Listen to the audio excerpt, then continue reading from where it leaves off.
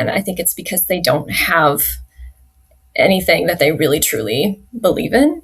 And I feel like with my more devout friends that I've had, at least there's something we can talk about and there's more interest. And I've seen people maybe being more willing to talk about Jesus and even potentially read the Bible because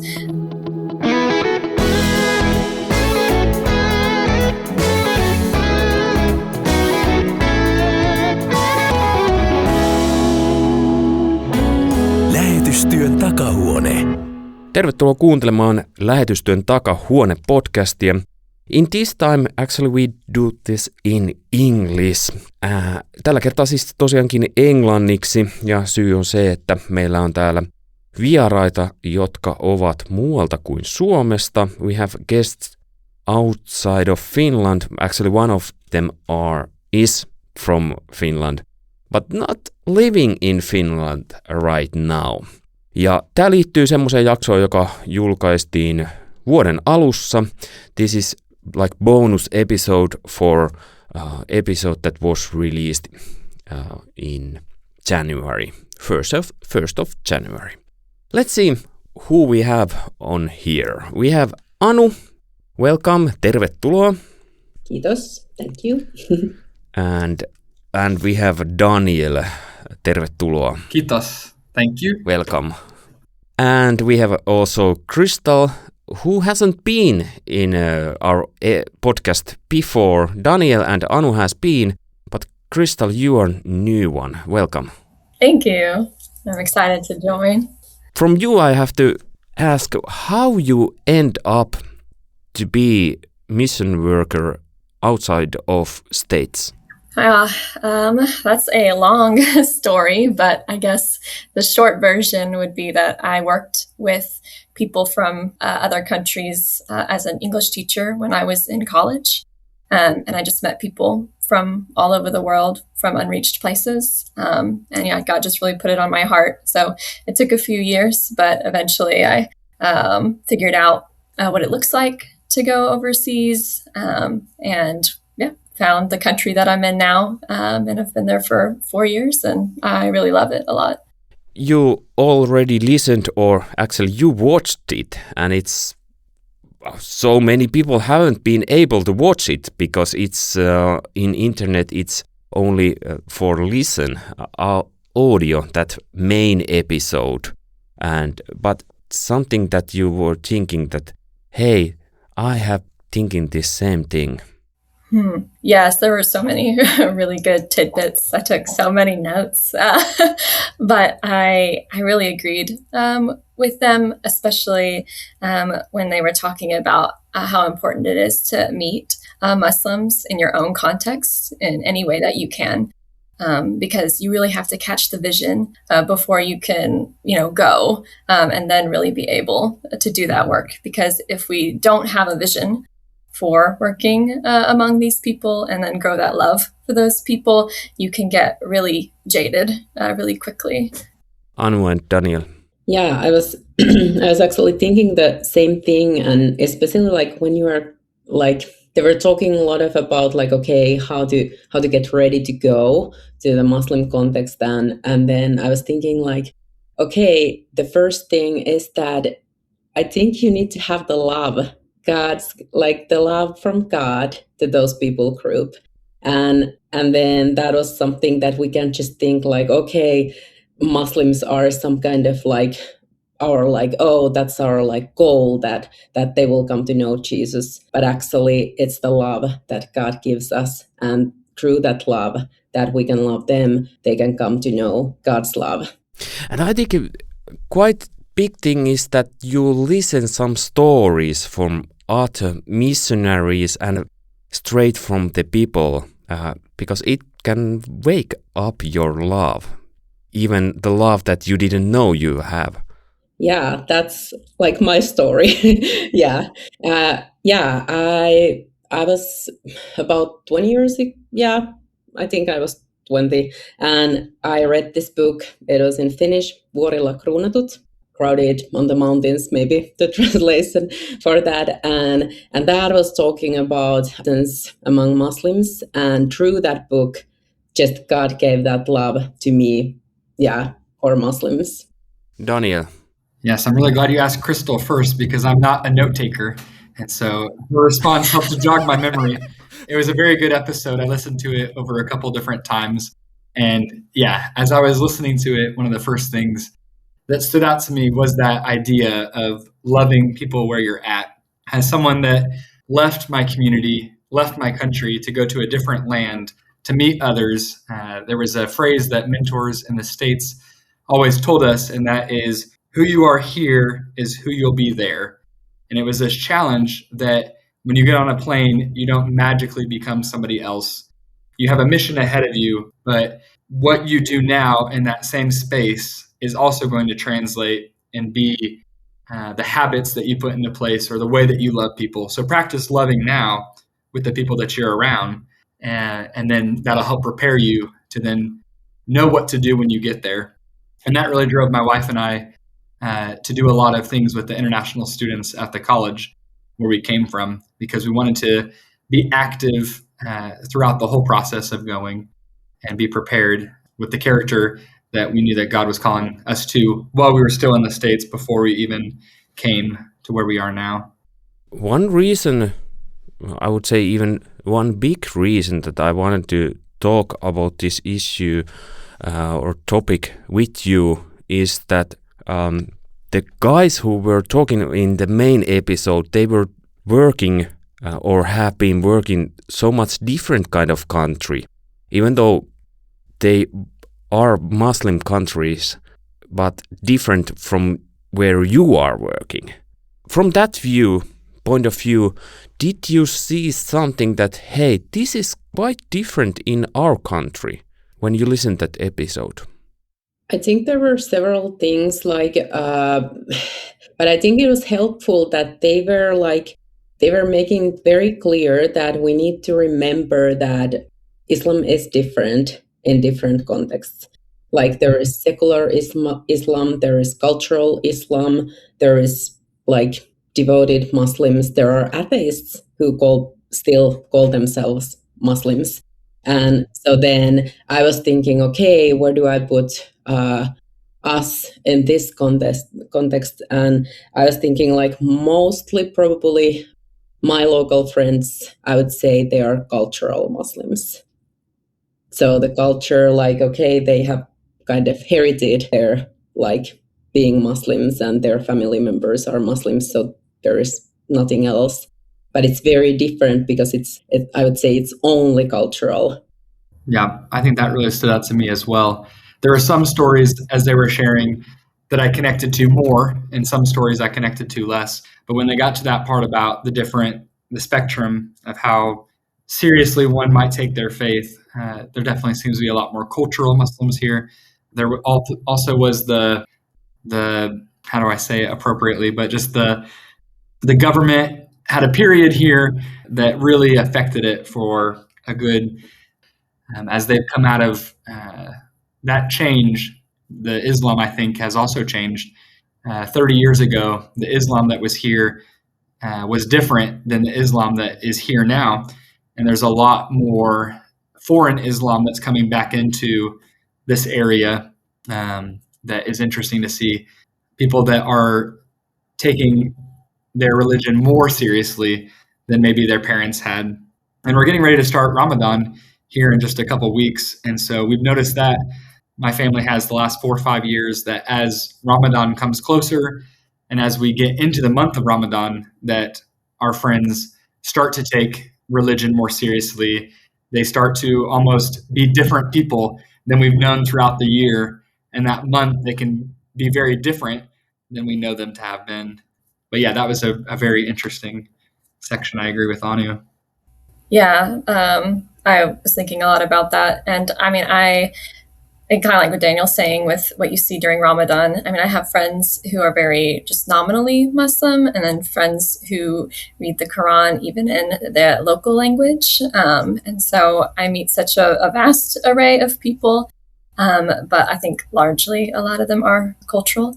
I also think the one thing that stood out a lot to me that they talked about was the difference between men and women in a lot of Muslim countries that just doesn't really exist in our context, which is kind of nice for me and like Anu, who are single women. I think it makes it a lot easier to navigate the culture here. And so that is a very different thing. And it depends on a country that you're in, whether or not you have that aspect of the culture. Someone said on the main episode that you have to be careful where you look. Is there something still that you have to be careful how you talk for opposite Gender, thanks. Yeah. Sometimes I think the biggest thing is they had said, oh, be careful, Western women, with how much you smile and your personality. And that's very true of like American women. And so I do have to kind of try to rein it in a little bit, not very successfully, I don't think. You do want to be careful because like in any place, it can be misconstrued. Even if the person you're speaking with is married or dating, you still have to keep in mind what it could potentially mean to them if you're overly kind. I don't know if you would agree with that, Anu.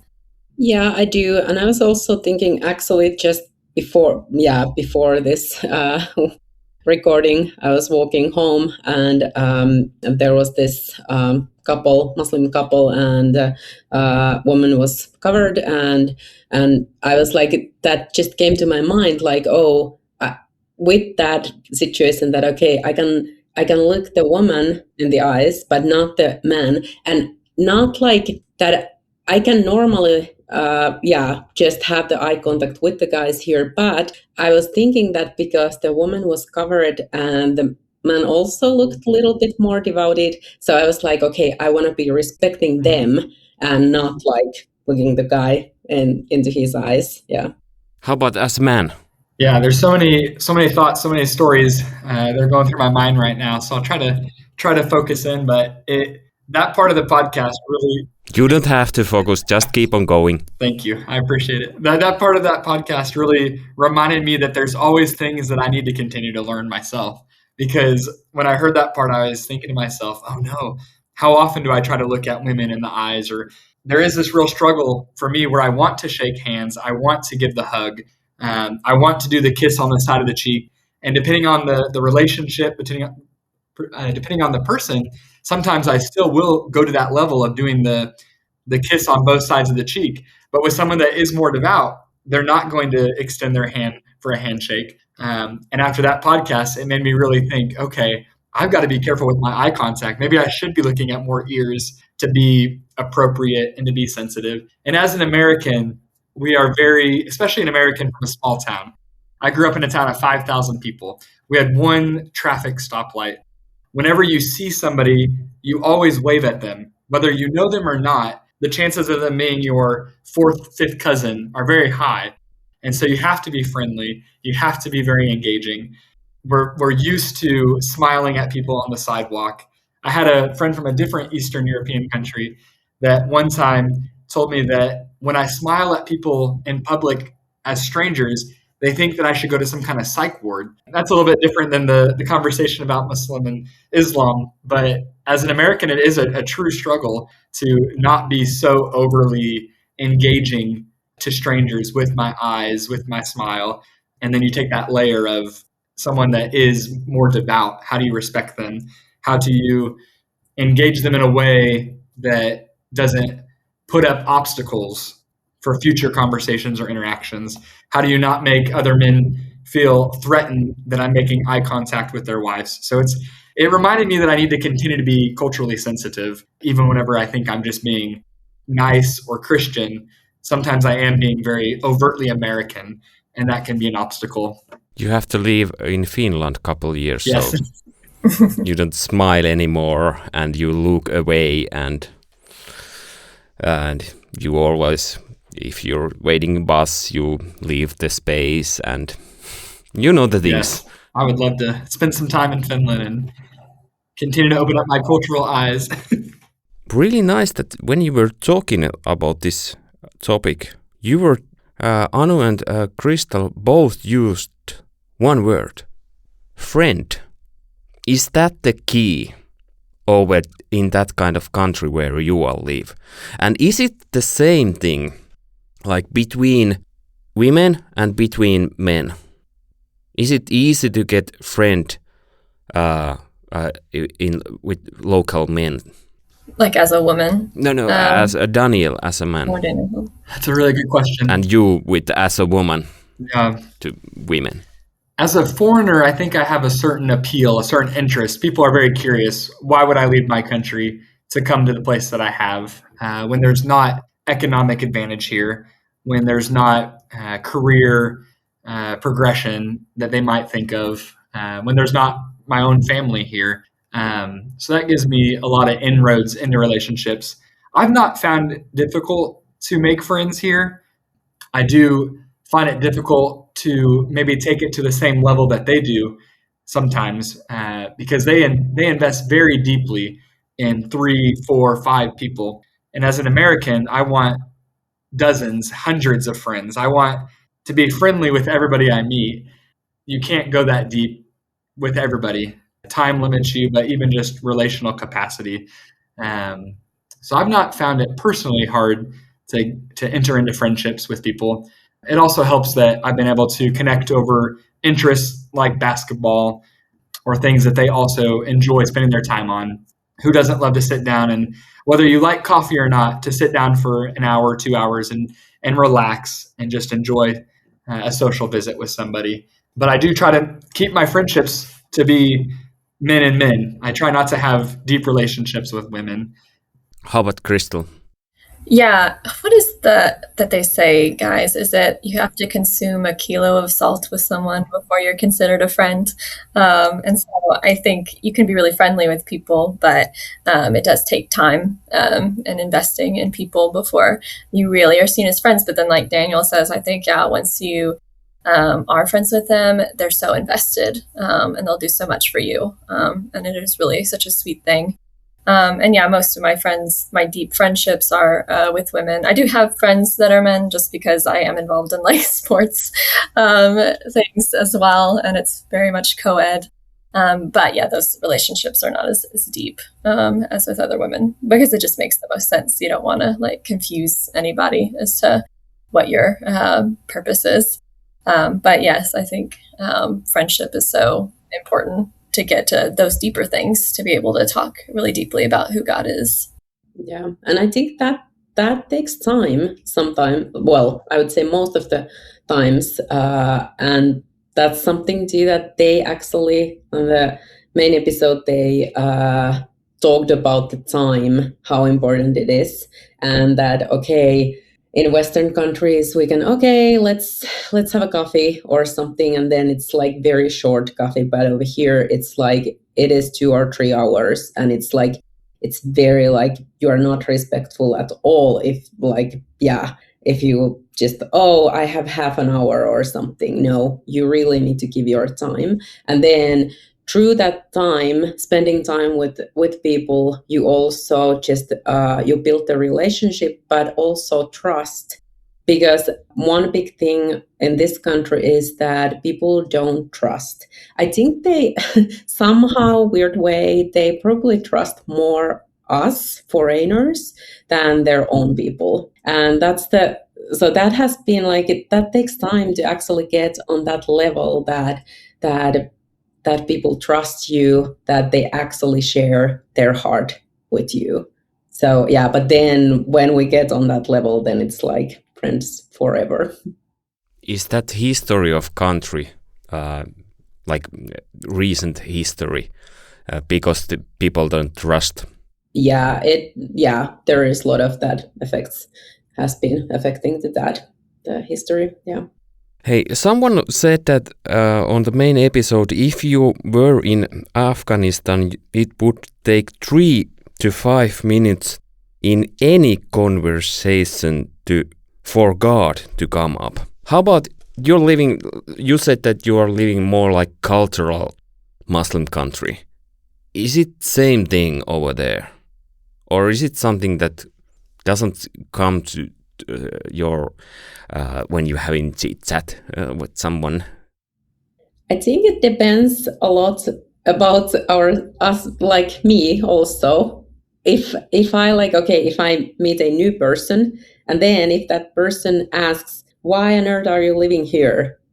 Then it's all what I will answer. If I answer the way that my answer is like related to the spiritual topic or God, then of course there might be start of spiritual conversation. But then if I just like, oh, I just want to learn new culture, or like, yeah, I just like your country is so beautiful, or something, then it usually don't go anywhere. Yeah, I thought it was so interesting when they said that. I'm like, 3 to 5 minutes. I think it is just like Anu said, if I bring God up, they will respond. But it's always very surface level because there are different people groups here. So to talk about God in kind of a abstract way, oh yes, God, I pray to God. You know, they say like, if God allows, that's a big phrase here. But what they mean by it, I don't always know. And they often will say to me, if God comes up in conversation, is just, oh, we all really believe in the same God. And they kind of keep it there. So they'll talk about it, but to go deeper, it takes a while. But I don't usually have them bring it up on their own. Yeah, I think I agree with Anu and Krystal. I think it can come up quickly if we're prepared and we take it that direction in the conversation, because that is always one of the questions is, why are you here? Of all places, why are you here? And so there is a lot of room for us to navigate the conversation. There's a phrase I've been trying to coin the last couple of years called spiritually talkative. And I feel like the people here can be very spiritually talkative, whether they act on that information or not. They are, I think, willing to talk about it if you get to that space. And now I think after this conversation, a term that I would kind of put on it is even spiritually tolerant, that I think that people are happy to have conversation about spiritual things. They'll tolerate it, but it doesn't necessarily mean that it'll move their mind on this subject. They'll engage with it, but to see that level of trust to then make a decision differently than what their culture has had for them so far, or their family, or their community, that's a big jump for them. If that makes sense. But then now we mentioned earlier Ramadan time. So then during that time, people are more and more open to have spiritual conversations.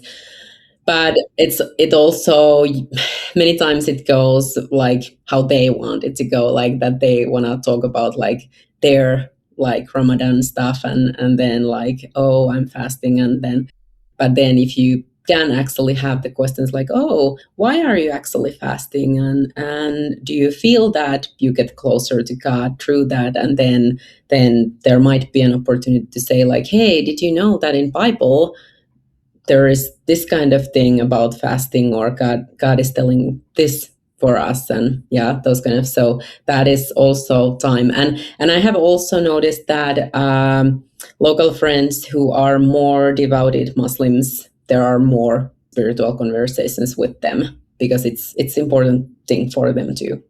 Are they also persons who want to make debate? I would say my friends mostly are just interested about my thoughts and especially my experiences, because they are like, it's so different that I might say like, oh, I felt that God was leading me this way, or I felt that God was blessing me this way, or something, and that kind of like that I actually feel, and I actually have a relationship with God. That's something, might be something weird, and so then they might ask more about that. But I haven't had any like debates. Yeah.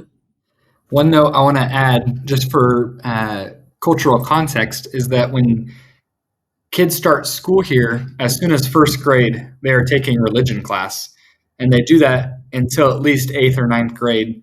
And so every year, as a part of our curriculum, they are getting exposed to whatever religion their parents signed them up for, whether that's Islam or Catholicism or Orthodoxy.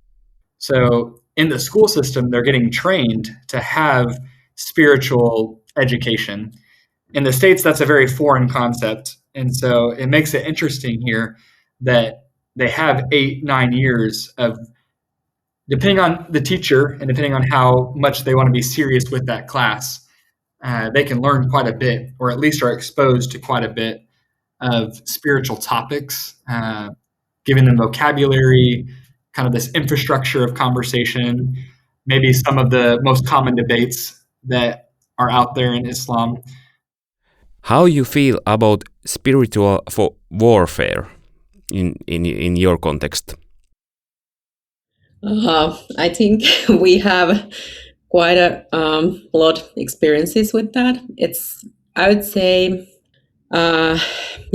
different people take it different ways, but as a team, we have had some really huge things that have happened, especially during the Ramadan, and we definitely think that it comes because of that. And me and Daniel both getting into the hospital, I got to the emergency surgery, and Daniel was there also in a surgery, but like that all happening during Ramadan, and like how that affected the like whole team, that okay, we were just trying to survive, and then like how bad I felt in the hospital. Like there were like women in my room, they were reading Quran and like, oh, like, yeah, we still need to do this, like all the Ramadan like prayers and everything. And then I felt such a darkness over there. And then I'm just like, okay, I don't feel that there is like that. I just felt that darkness, but then I was just like, I needed to remind myself that, okay, but Jesus is more powerful. He is Almighty God, and He's the winner. I've never had as many dreams as I have had in this context. I don't know what it is, but I regularly remember my dreams more and just feel like I am dreaming more. There's a lot of spiritual relics across the country as well. When we got our first apartment, there were Islamic prayer beads on the refrigerator. The owner of the apartment had cleared out all of his personal effects except for one Islamic prayer bead that he left in the apartment. We had a 18-month-old son when we got here, and one of our friends immediately gave him a bracelet that had the evil eye on it as a spiritual protection in his mind for our son. We viewed it a little bit differently, but there are a lot of things like that. Yeah, I feel like, I see a lot more in like teammates and colleagues, the spiritual warfare that they experience. But yeah, I think in my day-to-day life, I don't always think about it. It feels so normal here. Sometimes I almost feel like I could be in America. But then, yeah, something might happen. And then I'm reminded of the fact that there is a lot of darkness here. And I think it's good to be on our guard and just be ready and know that you're probably going to experience it at some point. Yeah. And I think one thing, like, we have, with our team, we have once a month day of prayer and fasting, like the full day. And it's like almost every time, at least every other time, someone gets sick or kids get sick or something. Like it's like, okay, we might be fine the whole month, but then on that Friday, it's always like, yeah, we're really like struggling to actually get together and pray and fast together the whole day. So that's just a reality with the spiritual warfare. Funny. That's true too. Sorry, with because I'm on a different team at the moment, and it was always on the days of prayer that we had the most warfare, which makes sense. What would you say to like a new mission worker who's coming in country like where you are living? What they should know or prepare for spiritual for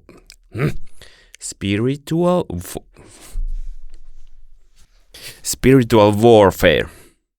I think it's important that they know, like themselves, that if they have experienced this earlier, that okay, how they are reacting. And because like for me, it has been very clear, like first time ever, I was just in a like vacation in one Muslim country, like it's a long time ago, and I went and visited at the mosque, and I felt so awful. So then I realized that okay, this is something that this is not okay for me to do these kind of things. And then and some people, they're totally fine to go to the mosque and nothing happens. So then I think it's important for the new workers to talk about these things, like, hey, okay, do you know already how you are reacting and how like sensitive you are for these things? I think about that phrase, who you are here is where you will be. Who you are here is who you will be there. And if there's something that you've experienced in your home culture that the enemy uses against you, it's likely that he'll do similar things in that next culture, that next country. The lies of the enemy, I think, are consistent. And I'm thankful for that in the sense that it can help distinguish, oh, this is the voice of the enemy. But I think he's going to keep repeating those same patterns a lot of times. Not that there can't be something new, because I do think there is differences in spiritual warfare based on where you're at. The spiritual warfare in America, I think, can be and is different than it is here. What the enemy tries to use there looks a little differently sometimes, but it can also be very much the same. And yeah, it's a big conversation, spiritual warfare. There was a podcast that we listened to on our first team as we landed here, a 9-part series that talked a lot about spiritual warfare and really opened my eyes to some of the points of conversation. And one lähetystyön takahuone episode is also about that, but in Finnish. But I can translate it for you. But Krystal. Yeah, I think one thing, which might seem obvious, but really prioritizing your time with the Lord, whatever that looks like. It might look different than it does in America or in your home country than it does in your new context. For me, it doesn't always look the same, but whatever it takes to feel connected with him, and just like reminding yourself, I think, over and over of the vision for why you're there. I really feel like a big part of the spiritual warfare here that I feel like I see is simply that people get kind of jaded over time and feel really discouraged because it is a really hard place to be. It's hard to work with Muslim people, and I think even harder sometimes when they're culturally Muslim, to find something to talk about with them and really strike an interest. And so I think just continuing to remind yourself that God is at work and he is going to move. It's just going to take time. Can you open a little bit more? Because you said it's even harder to talk with these cultural Muslims. Can you open what you mean about it more? Yeah, and Daniel mentioned how maybe people are kind of more spiritually tolerant. And I feel like especially in the city that I've been in recently, people pride themselves on that tolerance. And a lot of them don't even know that much about their religion when you really dive in deep, but a lot of them don't really want to talk about it. If you bring it up, I've brought it up with them and they've said, oh, we don't talk about that here, and simply dismissed it altogether. And I think it's because they don't have anything that they really truly believe in. And I feel like with my more devout friends that I've had, at least there's something we can talk about and there's more interest. And I've seen people maybe being more willing to talk about Jesus and even potentially read the Bible because they want to believe in something. I don't know if you guys would say that's true, but it feels accurate with my friends. Yeah, I agree with that. And it's my experience also. Yeah. You watched the first episode of this year, and was there something that made you to see your own country and Muslims there differently? Was it too hard question? To look at my notes again. The person who has notes. I'm just waiting for Krystal to look at her notes. It's up to me. I need to ask her to listen all of my programs, then I can ask always from her. I could do it. Yeah, I can say one first thing that I think was just good reminder for me was that I think Arlie said over there that your faith is always public. So that was just good reminder. And like, okay, what happens when I step out from my home? Then my faith, how I act, how I speak, what I say, what I don't say, that's all public. And then, okay, where is Jesus over there? And it was, I was just thinking like, oh, that's a good reminder that we always think that, we so often think that, oh, I need to have the spiritual conversation now.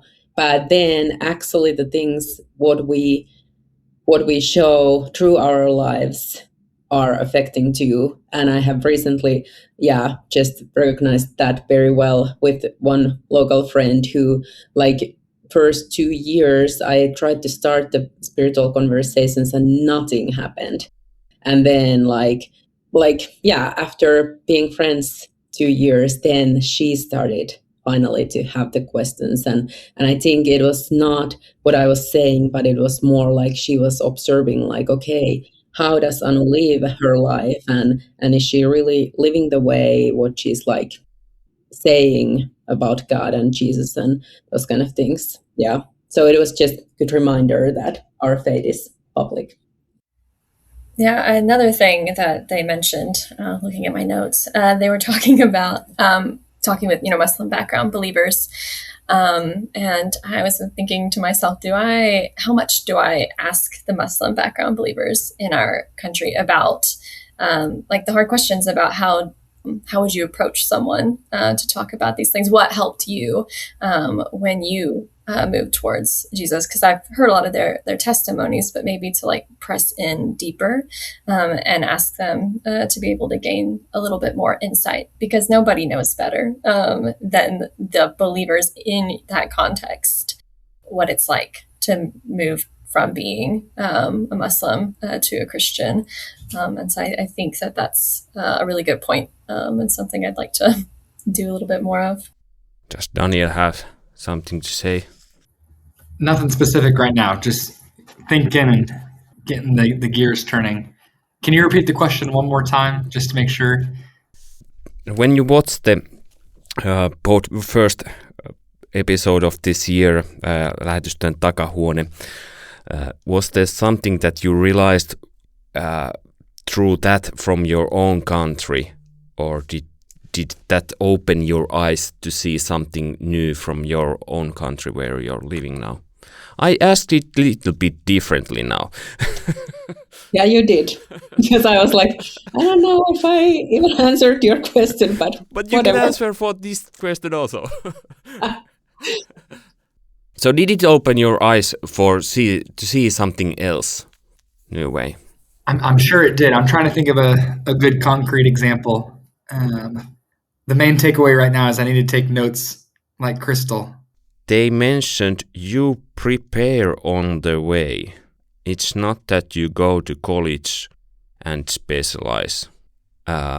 You all three have different kind of story, how you have end up there and what have you done before that. But what do you think about this? You prepare on the way. I thought that was a really good way to put it. I think it's important that people understand that they don't have to like go to seminary and get a degree and just be really well versed in the Bible, and then they don't have to also be like, I have to know everything about Islam because everyone's different. And so I think it's just so important, like they said, on the way to moving towards going overseas, that you just I guess just be open to getting to know Muslims, to reading stories about them, to learning what it looks like to live overseas, maybe talk with other workers in other places. I think those things were the most helpful for me. I didn't feel the need to, go prepare somewhere else because Jesus calls us to go and make disciples. And I really think that the gospel and our testimonies really are enough. And you'll learn along the way. And like they said before, I think they were saying just practicing answering those questions. You're never going to be able to answer questions unless you just practice talking with people. Yeah. And I think it's that, we can think about we didn't know the language, the local language when we moved here. And we have been studying that over here, but then we have been practicing it with the people, the real people. And then through that learning, that's not actually a good way to ask something or say something or use that word or something. And then, hey, this is actually a really good way to ask something. And so then I think it's the same thing. We can, compare that to language learning. And that will continue rest of our lives, or at least how long we're staying in this country, that we will struggle with language, but we will also learn every day. I think it's important to always be a learner, always be learning, always have that posture, that mindset that there's more to be learned. How about if we're talking about short-time missionaries? In your place, there has been also some people from Finland or States coming, and they are just a couple of weeks there. What they have to learn before, because they don't have time to prepare on the way. Let's put it to in two categories.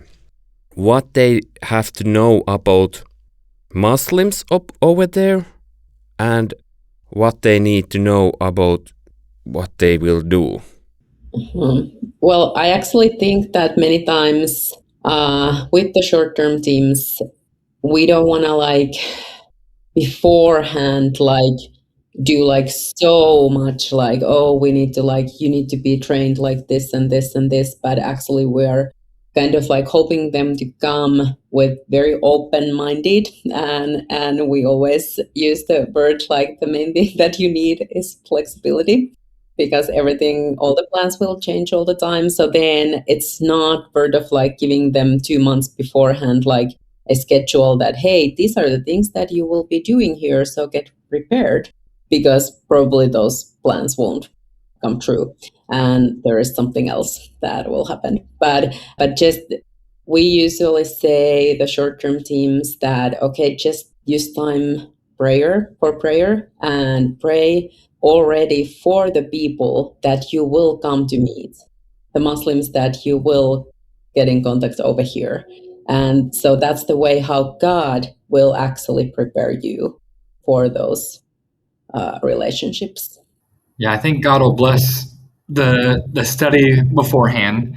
And there's a lot that one could dive into to learn about the history, the cultures that have affected the history here that maybe no longer live here, but were a part of the history. We've been here for 4.5 years, my wife and I, and there's still so much for us to learn. They say trying to learn the history, the culture here is like trying to drink from a fire hydrant, and you're just never going to get it all, but you're going to get what you get, and I think the Lord will bless it. I think I echo, what Ani is saying, and the idea that was coming to my mind is that before coming on a short-term trip here, a big obstacle to remove, I think, is fear, and the fear of the people and the fear of the limitation that the person might be coming with. And so to be able to come here with as much boldness, as much eagerness, and as much excitement as possible.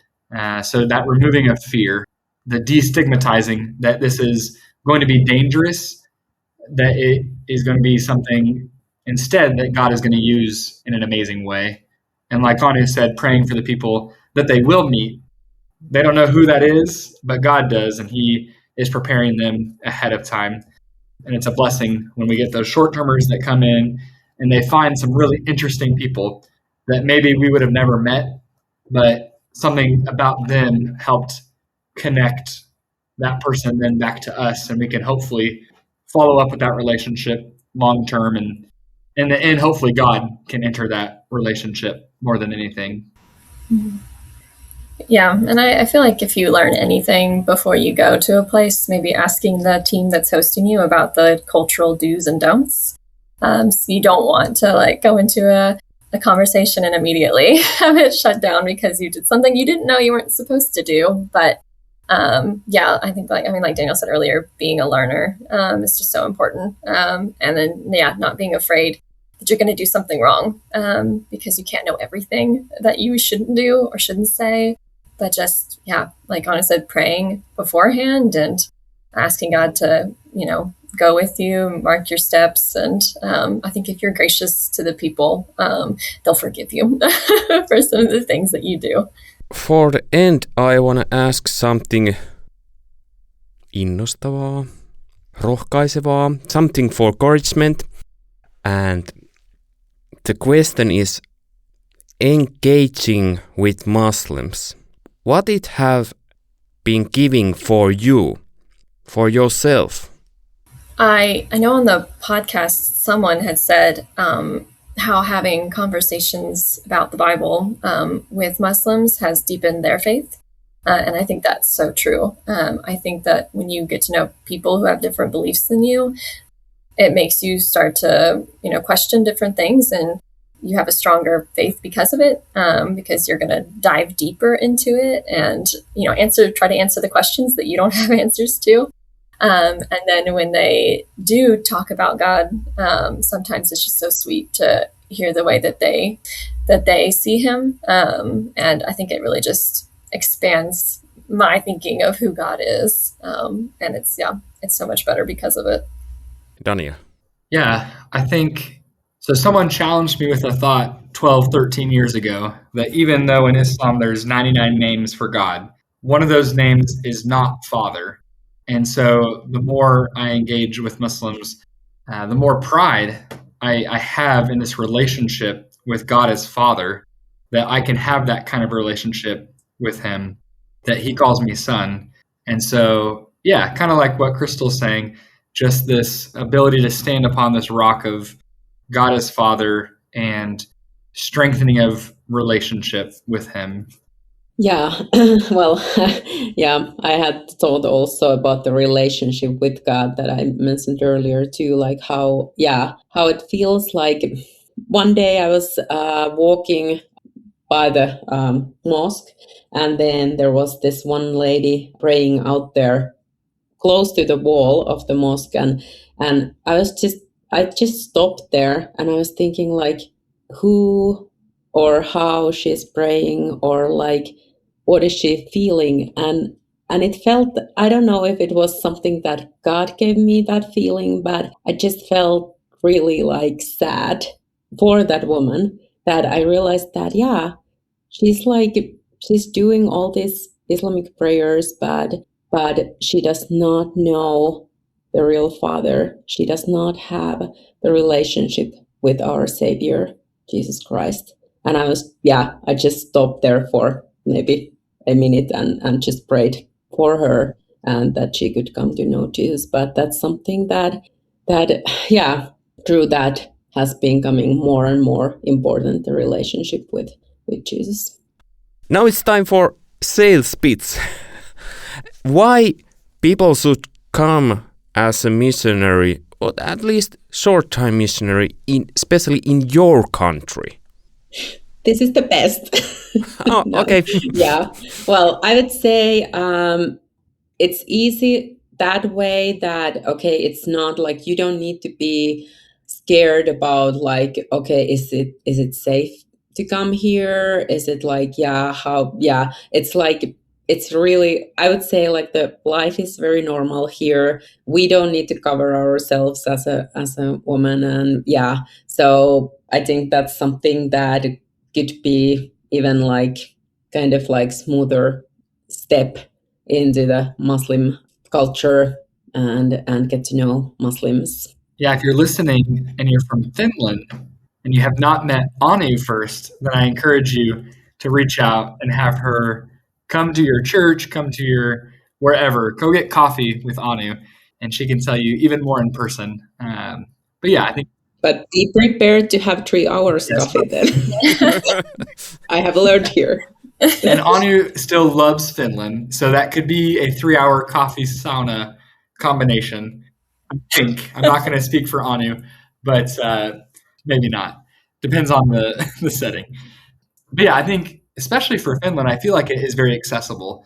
Like what Anu is saying, just you don't have to cover if you're a woman. It's not so far away. You can get here with easy access, and so yeah, come. People here enjoy learning about Finland. They love Moomin here, and so there's already a cultural connection that you can start talking about Moomin and then end up talking about God and have conversations with Muslims that you never knew was possible by connecting over Moomin. So come, meet Anu, and come. I would like to see what's the roadmap from Moomi to Jesus. Anu's working on it, and it's on a mug. Oh, nice.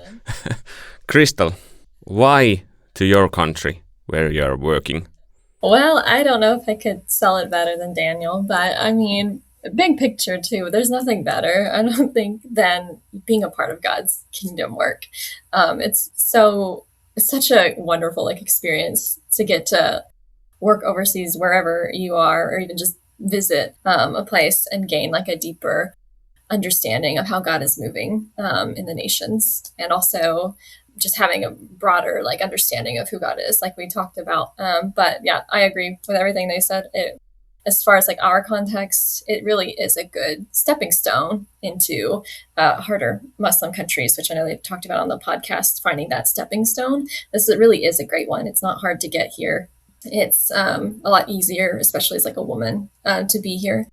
And yeah, it's kind of a soft landing into Muslim places. The country that we still don't say what it is, but no, this is the life, how we do it on these kind of podcasts.